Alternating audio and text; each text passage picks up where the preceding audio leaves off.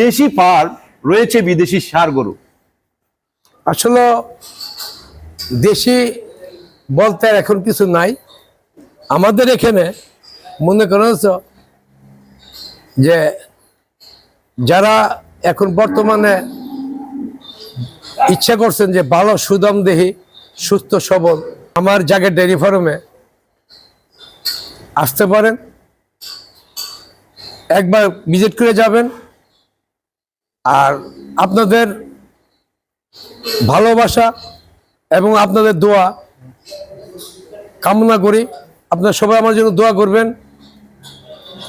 আমিও আপনাদের যারা সুন্দর মনের মানুষ, ভালো সবল সুস্থ সবল গরু আপনারা পান, এই বলে আমি শুরু করতে চাই। আমি একটা খামারি, 3 নম্বর খামারি। আমার খামারে শত শত গাভী রয়ে গেছে, ছিল হাজার হাজার, এখন হলো শত শত।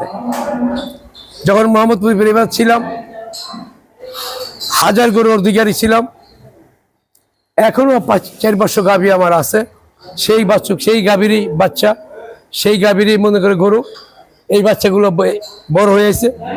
কিন্তু যারা আমার থেকে মনে করে বাচ্চা নিয়ে বড় বড় গরু তৈরি করে 2 বছর 3 বছর পালে, একটা গরু 3 বছর 4 বছর পাললে এটার মাংস আসে যায়, খাওয়া যায় না।